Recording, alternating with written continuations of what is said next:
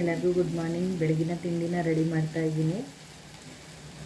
ನಾನಿವತ್ತು ಸ್ಯಾಟರ್ಡೆ ಆಗಿರೋದ್ರಿಂದ ರೊಟ್ಟಿ ಮತ್ತು ಟೊಮೊಟೊ ಪಲ್ಯ ಮಾಡ್ತಾಯಿದ್ದೀನಿ. ಚಟ್ನಿ ಅಲ್ಲ, ಟೊಮೊಟೊ ಪಲ್ಯ ಮಾಡ್ತಾಯಿದ್ದೀನಿ.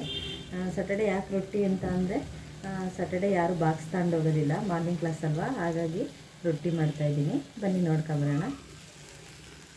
Come back to my cooking log. ಇದು ನನ್ನ ಸ್ಯಾಟರ್ಡೆ ಮಿನಿ ಕುಕ್ಕಿಂಗ್ ಲಾಗ್ ಆಗಿರುತ್ತೆ.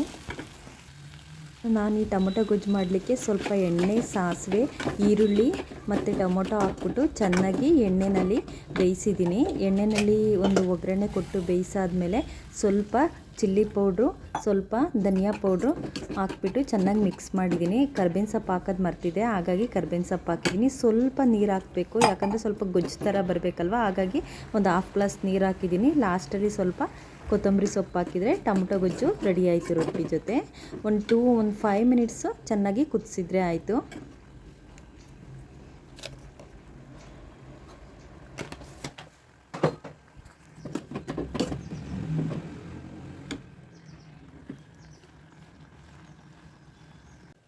ನೆಕ್ಸ್ಟ್ ಮತ್ತೆ ರೊಟ್ಟಿಗೆ ಹಿಟ್ಟು ಕಲಸಿ ರೆಡಿ ಮಾಡಿ ಇಟ್ಟಿದ್ದೀನಿ. ರೊಟ್ಟಿಗೆ ಹಿಟ್ಟು ಕಲಿಸ್ಲಿಕ್ಕೆ ಸ್ವಲ್ಪ ಬಿಸಿನೀರು ಹಾಕ್ಕೊಬಿಟ್ಟು ಕಲಸಿಟ್ಟಿದ್ದೀನಿ, ಅಂಬ್ಲಿ ಥರ ಮಾಡ್ಕೊಬಿಟ್ಟು. ಇವಾಗ ರೊಟ್ಟಿ ರೆಡಿ ಮಾಡ್ತೀನಿ.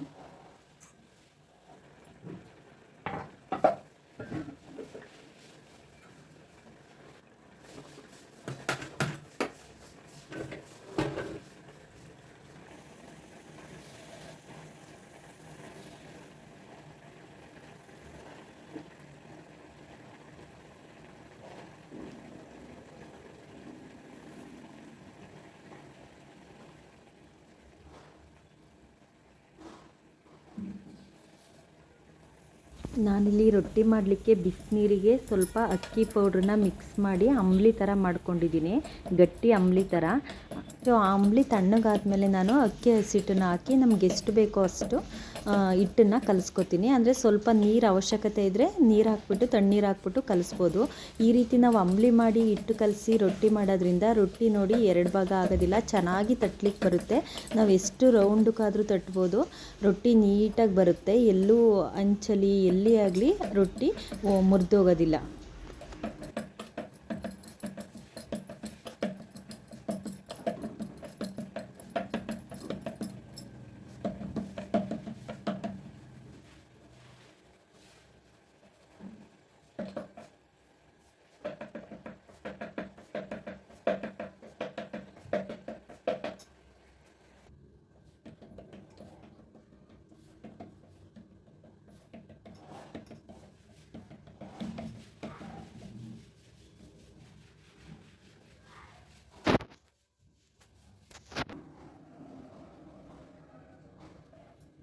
ಎಷ್ಟು ಚೆನ್ನಾಗಿದೆ ನೀನು.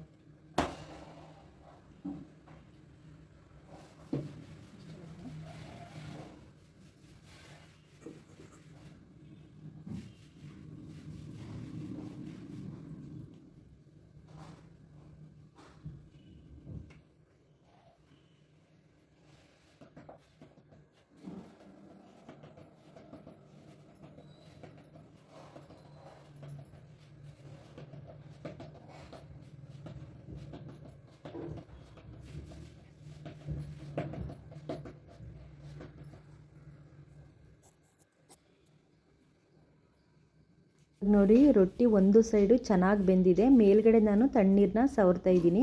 ಈ ರೀತಿ ರೊಟ್ಟಿ ಮೇಲೆ ತಣ್ಣೀರನ್ನ ಸವರ್ಬಿಟ್ಟು ಮಗ್ಚೆ ಹಾಕಬೇಕು. 2 ಸೈಡು ಚೆನ್ನಾಗಿ ಬೇಯಿಸಬೇಕು.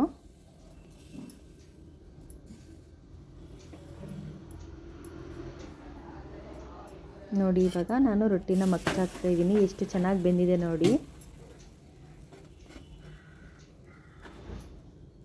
ರೊಟ್ಟಿ ಅಂತೂ ತುಂಬ ಚೆನ್ನಾಗಿ ಬಂದಿತ್ತು.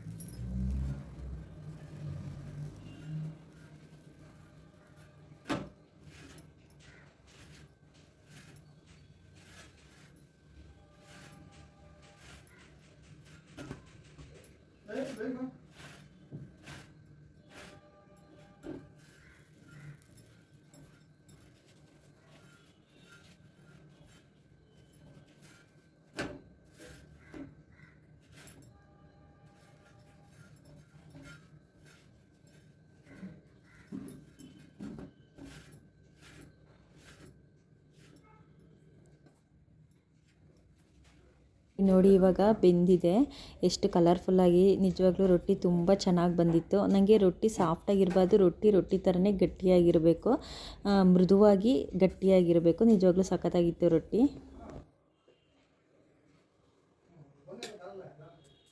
ರೊಟ್ಟಿ ಮತ್ತು ಟೊಮೊಟೊ ಗೊಜ್ಜು ರೆಡಿ ಆಯಿತು. ಸರ್ವ್ ಮಾಡ್ತಾಯಿದ್ದೀನಿ. ರೊಟ್ಟಿ ಜೊತೆ ಟೊಮೊಟೊ ಗೊಜ್ಜು ಸಖತ್ ಕಾಂಬಿನೇಷನ್ನು. ಟೊಮೊಟೊ ಗೊಜ್ಜು ಎಲ್ಲದಕ್ಕೂ, ಚಪಾತಿಗೆ, ದೋಸೆಗೆ ಮತ್ತು ಅನ್ನಕ್ಕೆ ಎಲ್ಲದಕ್ಕೂ ಒಳ್ಳೆ ಕಾಂಬಿನೇಷನ್ನು. ರೊಟ್ಟಿಗಂತೂ ಸಖತ್ತಾಗಿರುತ್ತೆ. ತುಪ್ಪದ ಜೊತೆ ಸೇರಿಸಿ ತಿಂತಾಯಿದ್ರೆ 2 ರೊಟ್ಟಿ ಆರಾಮಾಗಿ ತಿನ್ಬೋದು. ರೊಟ್ಟಿ ಅಂತೂ ತುಂಬ ಚೆನ್ನಾಗಿ ಬಂದಿತ್ತು. ನೀವೇ ನೋಡ್ತಾ ಇದ್ದೀರಾ ಎಷ್ಟು ಕಲರ್ಫುಲ್ಲಾಗಿ ವೈಟ್ ಆಗಿದೆ ಅಂತ ಹೇಳ್ಬಿಟ್ಟು. Thank you for watching. Subscribe ಮಾಡಿ, ಸಪೋರ್ಟ್ ಮಾಡಿ. Thank you all.